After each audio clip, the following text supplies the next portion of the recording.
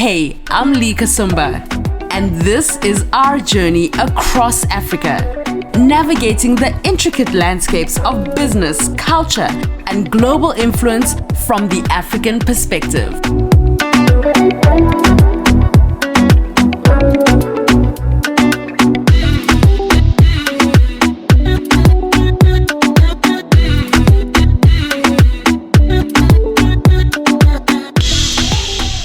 The Africa Whisperer, telling authentic African stories in a global way. On this episode of The Africa Whisperer. Oh, it's huge. It's actually the second industry today after agriculture on the continent. But in the world, after tech, it's the same. The most billionaires comes from the beauty industry.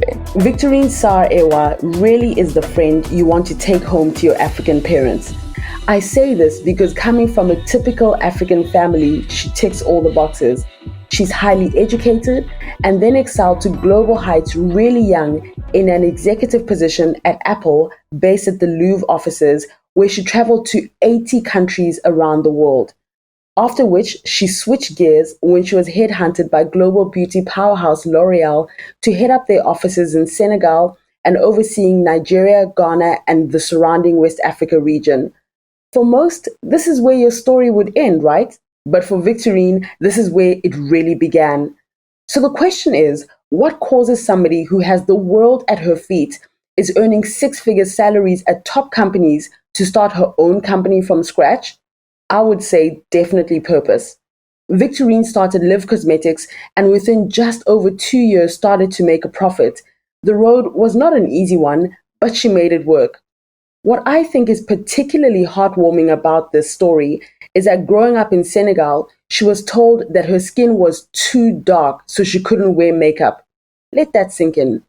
But she rose above it all and started her own cosmetics range, with the hero product being a blue lipstick, dispelling any rumors about bright colors and gorgeous melanated skin.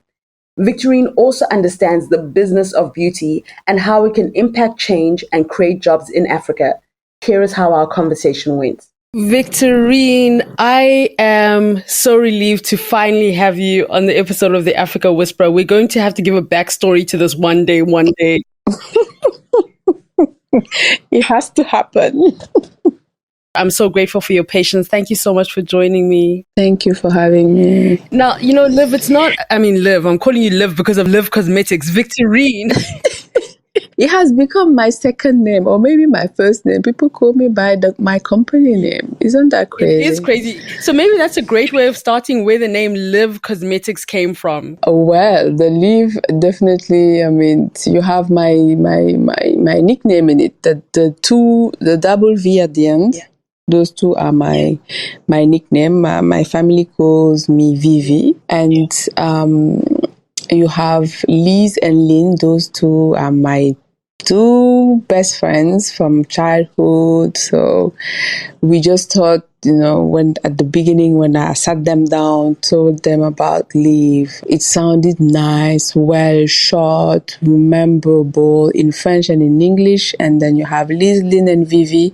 You get Lyvv. That's the first meaning of the name. And then also it means just live, right? Live the beauty you are, live your, you have to know yourself, know who you are, express your beauty, live the beauty you are, inner beauty, right? Like from in and out, inside comes outside. I love that. So you are originally from Senegal. Tell us the story about what it was like growing up in Senegal, and also what ideals of beauty were when you were growing up. I was born in Dakar, Senegal, from two Senegalese parents who come from an island called Fadjout, which my parents say Fadjout is the eighth, how do you say, merveille? The wonders of the world. Like, I think there are 7. Yeah. They just added their village to, the eighth one. Yeah. They are so funny, but it's actually a beautiful village. It's not even a village, it's an island, all surrounded by oysters. It's blue water. Some parts you see that it's white sand is beautiful. And so we love water. I started swimming, I think, at 2 years old. I had a beautiful childhood. I have 3 siblings and beautiful childhood, really. I'm the darkest in my family, so I really grew up to talk about the history of beauty. I grew up in a family where my mom is fair. My dad is dark skin like me, but everywhere I was going, people were telling me, why are you so dark? When my sister was fair, my brothers are fair. And so I was like, this is not normal, you know? We are from the same family, but they still find a way to differentiate us. It was very strange to me. So, you know, teenage years, it was difficult. I was, wondering, why am I dark myself? I was wondering when I know my dad is dark, but still, and so I feel like, that's the beginning, I guess, of, maybe at that time I did not realize, but unconsciously I was thinking about it. And the only way I could feel confident was, using a lip balm or a lipstick, because everybody was like, you are too dark to even use makeup. So I just did not use makeup because of it, So everybody said you were too dark to use makeup? Yeah, because I was too dark. So they were like, don't even try makeup. Wow. When you talk about growing up and people saying things like you can't wear makeup because, you're dark and all of just those complexities, what I find so interesting is that some people believe that was as a result of what you see in popular culture in terms of advertising and all of that. Do you think that influenced how people defined what skin was better as a Black person? Do you think growing up in Senegal, it was because of the images you saw on TV, in magazines? Yeah. And this is Senegal, this is a Black African country where most of the women are dark skinned like me. So it was even more bizarre to me. Let's go into you becoming a corporate executive. You had a fantastical job at Apple. So talk to us about how you got that particular job and what that job was like, what you learned, some of the obstacles, just the story about Victorine at Apple. Where do I even start? Okay, let's start with the beginning. Apple was like a dream come true, because I've always admired that company since the first iPod came out in I think it was 1998 or 2000. And so I always wanted to, work for Apple. And I was like 15 or 14 at that time. So every day, I was obsessed going on their website every day, trying to see what they were doing. So I was very aware of everything that was happening at Apple. And so it just continued, until I went to do every day I went to the website, checked out if they had openings in France, any job vacancies. I was just submitting every day, until I got an email in 2009. I wasn't even done with school. I mean, that was the last year of my master. Haven't graduated yet. But then I received an email saying that they're looking for, they're recruiting in Paris and all of that. I was like, is this real? And then, it just, I spent maybe 3 months just going through the recruitment process. And I was so excited. This was the first time I did not tell anybody what I was doing.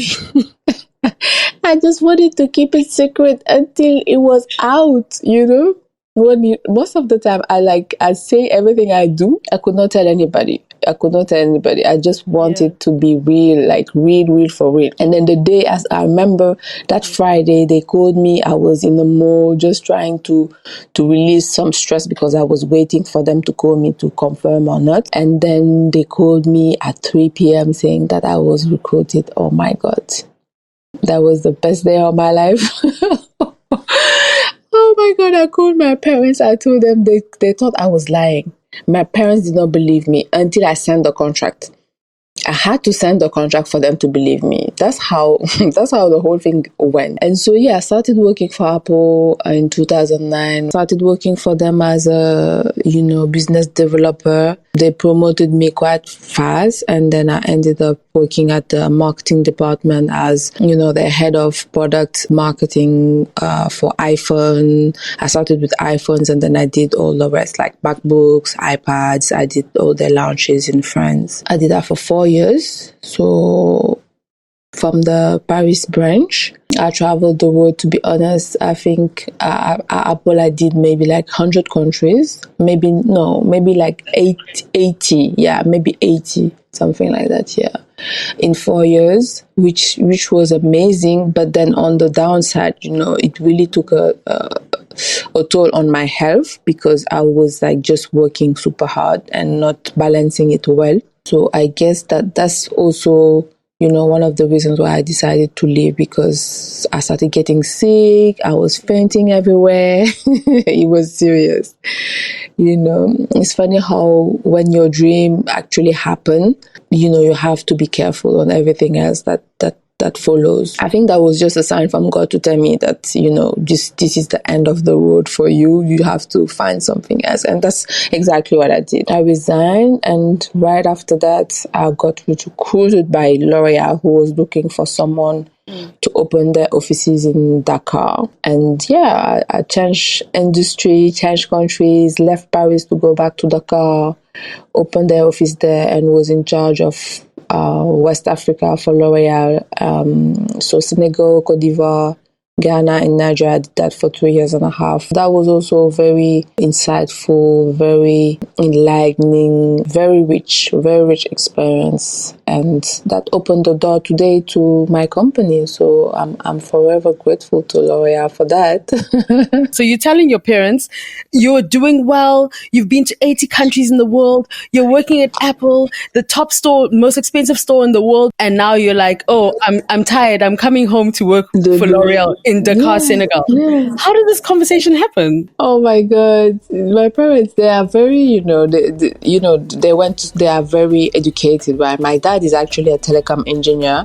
He went to Polytech, he's like super, super smart, brilliant guy. My mom the same. So, education is very important. So I got that. They were happy. I started the, corporate ladder. They were very proud of me. And so when I'm like, I'm leaving Apple, they did not understand. They say, okay, what's the plan? So my dad is more reasonable. So he's like, what's the plan? Because if you are leaving Apple, the company of your dreams, it means that you have something better, right? I said, yes, I have something better indeed, because I waited until I had, started the talks with L'Oreal to tell him. I told him, yeah, so L'Oreal wants to recruit me and they are opening the offices. So he was like, okay, so this sounds like a good plan. So he was actually fine with it. It's my mom who was a bit, she was doubting the whole thing a bit. But then, after a month when she came, she saw the offices, she saw I was well rounded and all of that. She was happy with it. She was happy. Yeah. She was getting all the good products, She was happy. And that was fine. The problem started when I decided to leave L'Oreal to start my company. So I'm sure your parents are like, this is the child that has all the opportunities. I'm telling you. Why does this keep happening? So you decide you want to leave L'Oreal. I imagine it was easier to tell the people at L'Oreal than it was to tell your family. What was the general family reaction, and how does this even happen? Do you sit your parents down? Do you take them for dinner? Do you cook for them? Oh, it was terrible. To be honest, I was the talk of town. My parents, my mom especially, was so happy.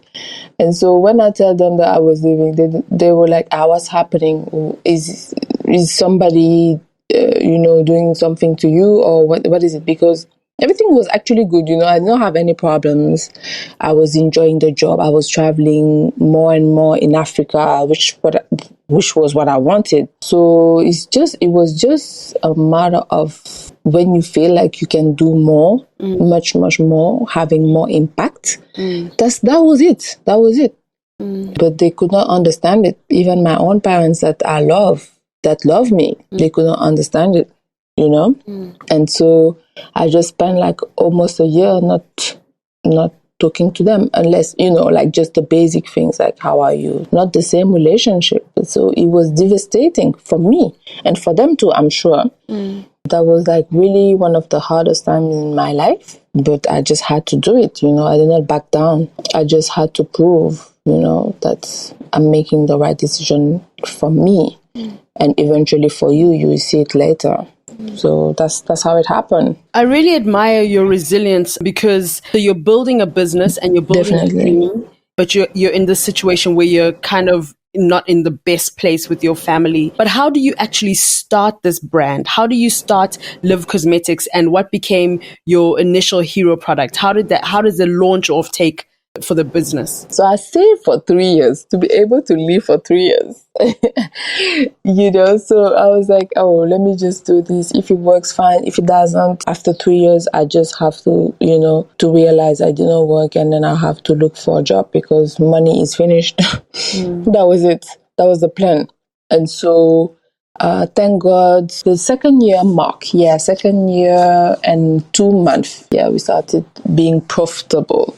And I started paying myself, which I was not doing, the first 2 years of the company. So, I was able to, because when I was working for Apple and L'Oreal, I was very well paid, 6 figures job, salary, and I was able to invest in stocks. So, I was able to start the company with that money without, any help. Of course, since my family did not believe in me, I had to do it by myself. So, that's how I was able to live for a little more than 2 years without being, without paying myself. So you create a lipstick that's the color blue. And what's so fascinating about this is that people were kind of conservative with the color lipstick they were wearing. The decision to make I believe the first product was this blue lipstick. What was going through your mind, and how do you go about even manufacturing it? Are you making it in Senegal? Are you manufacturing outside of Senegal? Are you manufacturing outside of the African continent? How does that all happen to create the very first product,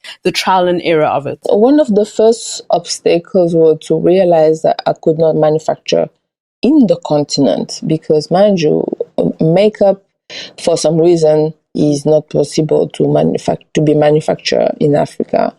And so I had to find ways to make it happen either way. And so I started manufacturing in Toronto, in Canada. And then later on, I also had, another factory I was working with in the US, in San Jose. And so, that's how, we were able to manufacture the first products, the first lipsticks. So we started the blue lipstick named after me, Vivi. Blue because it's my favorite color. And then, like you said, it was bold. I knew that it was, some people were not going to like it, and some people who just love blue were going to embrace it. And that was the whole spirit, right? Like, if you like us, fine, we embrace you. If you don't, you are just not for us. Might as well know it in the beginning. That was just my reasoning. And it actually, worked in our favor. Of course, the beginnings are always hard. It's slow. But I think I was fortunate enough to meet the right people at the right time who were able to also introduce me to the right people. And so that's how I got my first distribution deal right after registering the company. So I registered the company in October 2015. And I got the first contract in January 2016. So we actually started the operations in January. Was it word of mouth, would you say? Or what was it, do you think, that helped you? Yeah, so it's actually a friend I met through my experience at the Mandela Washington Fellowship, the yearly program that the President Barack Obama initiated in 2015. Yeah. And very good friend I met through the program, and she just introduced me to one of her friends who actually owns like chains of beauty shops and institute. Wow. That's how it happened, really. And then after that, the good thing that happened was that because the products were good, So people, you buy once, they talk about it, word of mouth. We started getting press also. People started believing in us, calling us, yeah, we want to try.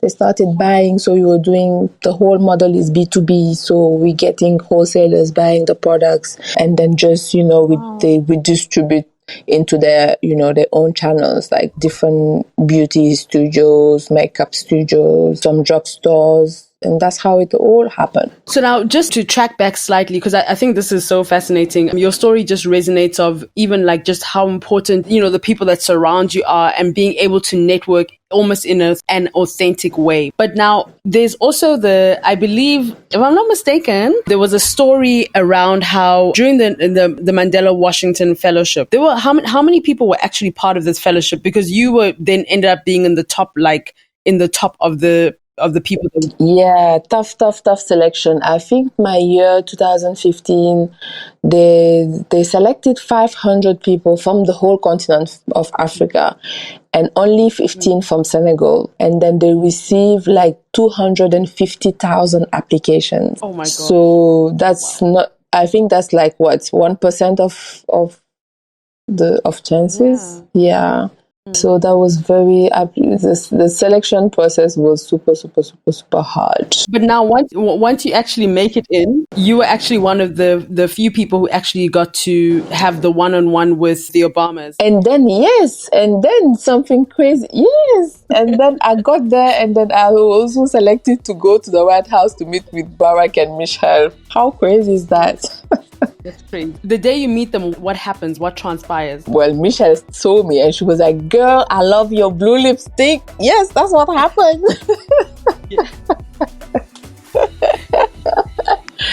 Oh my God, that was the best. But like to be more serious, she actually introduced me to, later on, 2 years later, I got an angel investor, and she's the one who actually put me in contact with the VC fund that, everything started that way.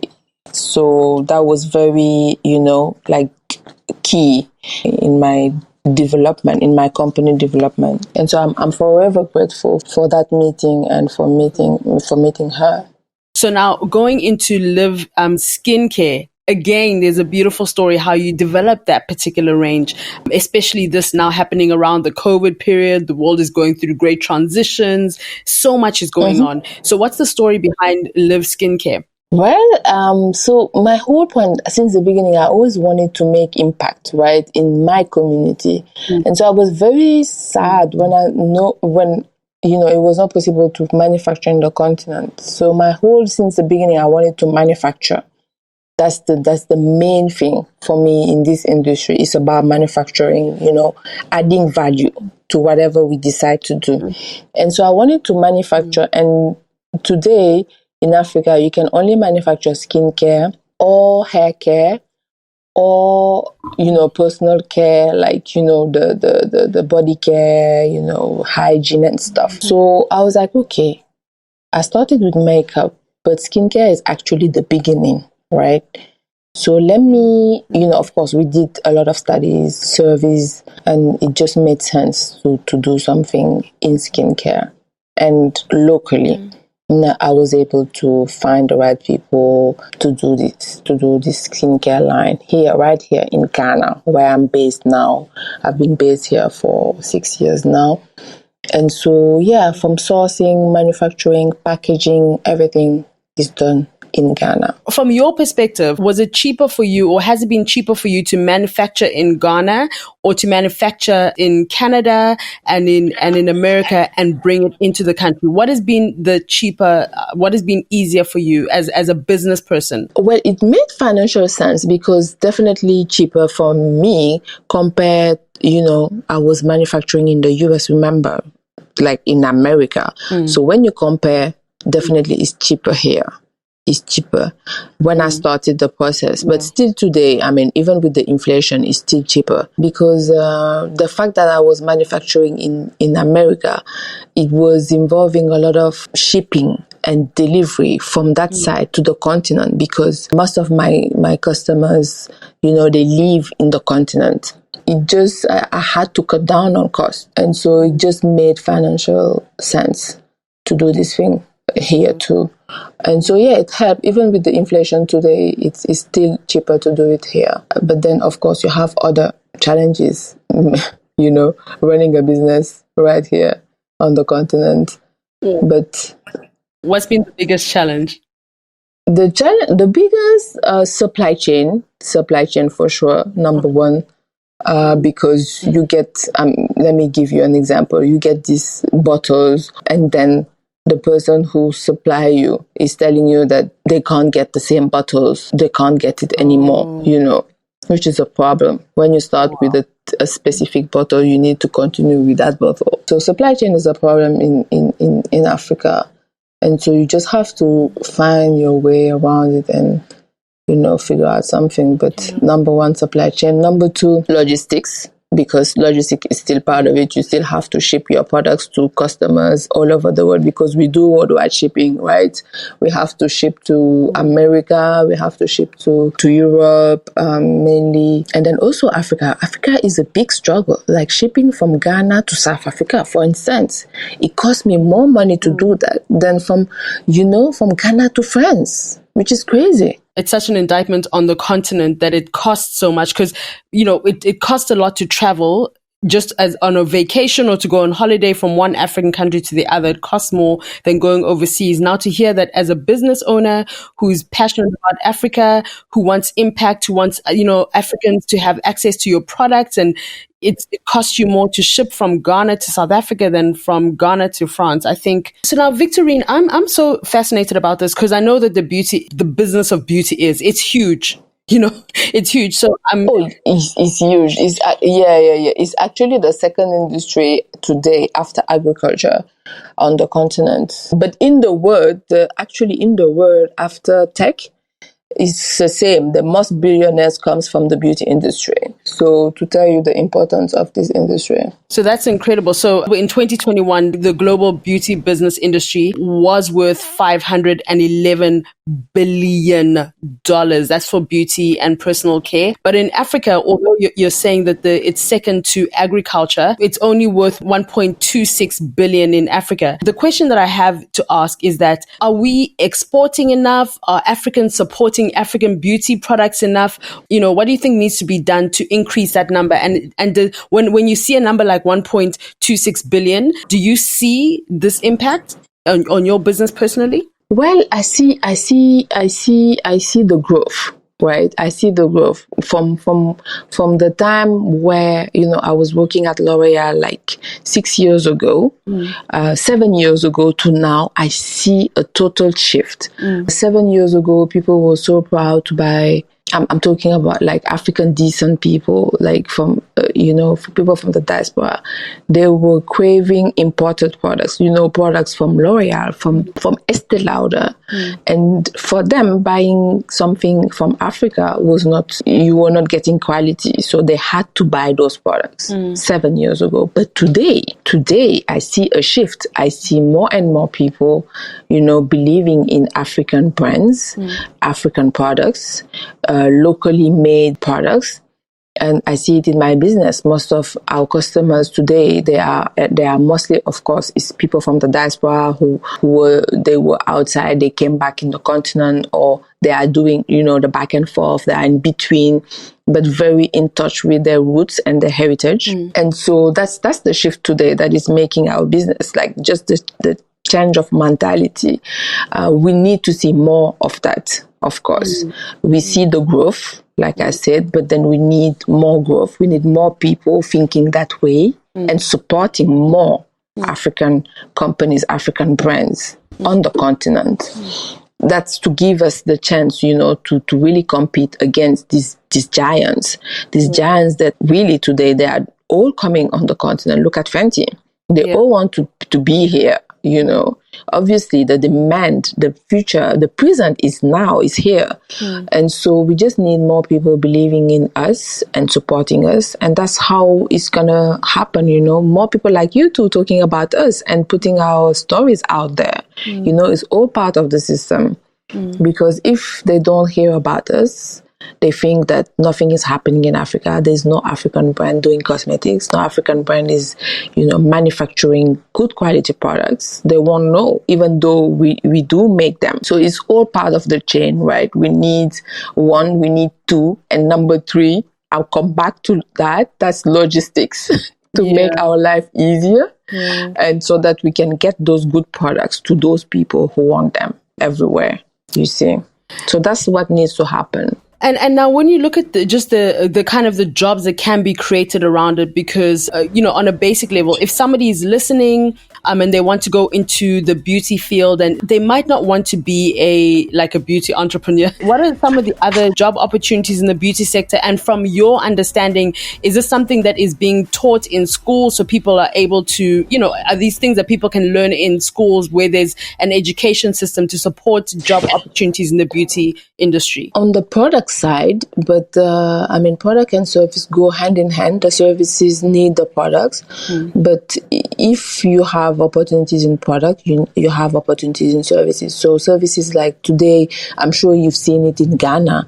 Services like lashes, wax, manicure, pedicure, massages, all of that is the beauty industry. So opportunities are in those two. It needs to be taught in school, and people have to be trained, qualified, not just you wake up and then you're like, oh, I have passion for, I want to do nails, I want to do hair, I want to do makeup. Because I love it, but you have to go to school for it, so there's opportunities in also, building school for beauty, which we're still lacking, I think, on the continent. Those are still opportunities. It's a whole ecosystem, because if you do the products, but nobody's there to actually use the products for other people, you don't have people to train, to do the job. It's a whole ecosystem, so we need all of that. Those are all opportunities that, are out there. Because you started your cosmetics brand, Lyvv Cosmetics, you started it in Senegal. And also you had mentioned before that when you came down to help L'Oreal start their footprint in Africa, it started in Senegal. You might be the perfect person to explain, to kind of differentiate or to dispel any rumor or any ideas around this. So when it comes to marketing to the French-speaking part of the continent versus the English-speaking part of the continent, is there enough of a communication? How does that translate differently outside of language? It's a struggle every day. We had to change so many times, strategy, because today, let's say we are in Senegal, we are in France, so those two are French-speaking countries. We are the Anglophone, we have Ghana, we have the US, we have Montreal, which is half-half, right? So in most of our communications, social media, we have to do French and English.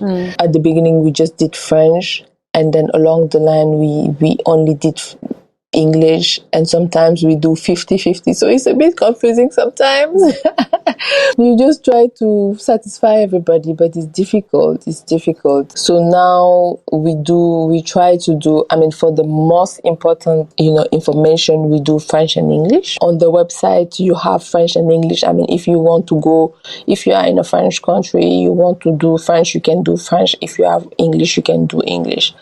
And social media, I feel like it's just also, the feeling, if depending on what we are communicating on, sometimes we do French, sometimes we do English. It's just, we adapt. But it's really, it's not easy when you have so many different markets and customers. Really, they are different, and they don't want the same thing necessarily. So you just have to adapt. Even when it comes to strategy outside of language, is there a difference in terms of what kind of products people in the French-speaking markets are looking at? What are the key differences that you see when it comes to products and how you communicate? You need to know your market, because that's one of the mistakes we made for Ghana, for instance, because, our lipsticks are very colorful. That's one of our, key things about Lyvv is colorful. We have colors, vibrant colors, very pigmented. And so when I came to Ghana, I was like, okay, it's going to work, because it worked very well for us in Senegal, in France. People loved our colors, loved our lipsticks. I came here, nobody was buying the colorful lipsticks. They were only going for nude. And the nude, we only had 2 shades. So it was only nude, and maybe like 10% were buying red. When in our other markets, our Francophone markets, it was more the colorful, shades. So you see, those differences in also products tells you a lot about your markets and your customers. And I did not do enough research when I was coming to Ghana to know that the Ghanaian market, the Ghanaian woman, they do not like colors. So if I had, done my job correctly, I would have maybe, change strategy and maybe do a special edition for the Ghanaian market, and do like a nude special edition or something. But that was, to be transparent, that was one of our mistakes here. But we've learned the hard way, but we've learned. But those are some of the differences aside on top of language. It's product, the product you put on the market. I think that's so fascinating, because it really shows that even in a continent that people may see as one, and we're one for all intents and purposes, but the markets are so diverse, and every single market, every single country, even in cities, you've got to just be sure that you know who you're talking to and who you're communicating to in order to ensure that you're successful as a brand. For sure. That's the number one step. You need to know who you're talking to. Now, Victorine, just to wrap this conversation up, thank you again for your time. I'm going to say this, and I want it to remain in this episode, because I feel like when I tell the story of the podcast, the story of this interview is going to be shared. We're sitting at a time, where there's so much job insecurity. People are very uncertain about so many things. To be an entrepreneur is not an easy thing. But like you've said, in the beauty space, there are so many opportunities. What would you say would be needed, or 1 or 2 things that you feel would really make a difference as an entrepreneur in this time, because you're creating jobs? Number one, I want our government to work on this manufacturing of makeup. That's the number one thing. I don't know what needs to happen, but I know it needs to be. It's a government will. They need to sit down and think about policies. It's a policy. Something has to happen around that, because it's really painful to see that all makeup brands coming from the continent, created by African women, are manufactured outside of the continent.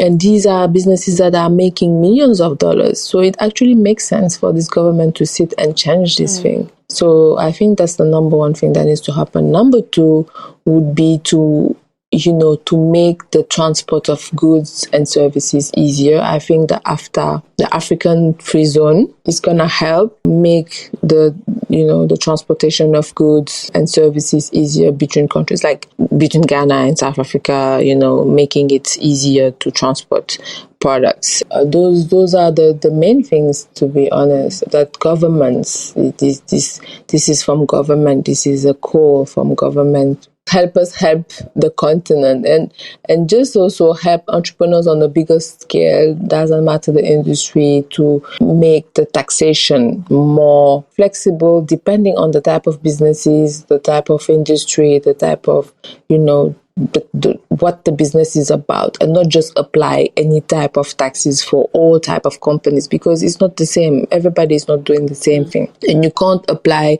a 15% taxation on like a big corporation and apply it to a small business. But that's what they are doing now, so they need to change those things to actually allow young people, women, and anybody who wants to enter entrepreneurship in Africa to do it and not be scared by all these obstacles, So I think those three points are key. If you work towards that will help a lot. Now, Victorine, just in closing, Lyvv Cosmetics, if you could say why it exists and where you want it to go, what the future vision is, what would you say? The vision is definitely to take Lyvv, worldwide, everywhere. I want people, you go to the airport, you travel, you see Lyvv. You arrive somewhere, you see Lyvv. You go outside in town, you see Lyvv. All products made in Africa for melanated skin, because we really, the demand is here, the offer is still low. So I want us to be closer to... From the time that I met you and then sitting on a panel with you and just hearing your story, I've heard your story in different ways. That's why I was kind of like egging it on. I'm inspired by you. I believe that the continent is just made up of so many like awesome women like yourself who dare to dream and dare to believe, I feel that as awesome as your products are, your story is fantastic. And when you have a story, and when you've got, like, when you're smart in numbers and you've got an awesome product, literally the sky is the limit. Thank you, darling. We say amen. We say amen, amen, amen. Amen. Amen. I'm rooting for Lyvv Cosmetics, Lyvv Skincare. I think that, you've got so much to offer the world. So it's really fantastic. So for me, when I think of the story of Lyvv Cosmetics, I just think that it's only beginning. We're waiting for the next chapters. It's going to be incredible. Thank you so much for your time, Victorine. Thank you so much again for engaging with another episode of the Africa Whisperer. I truly appreciate it. If you want to find anything out about myself or about the guests, please go to theafricawhisperer.com. We really would appreciate your feedback and your engagement with the content. And please remember to share this podcast across all of your networks. If you want to find out anything more about me, you can also follow me on social media. That's Lyvv Kasumba across various social media platforms. It's been amazing putting this episode together for you. I hope that you enjoyed it and you learned as much from my guest today as I did. Enjoy the rest of your day.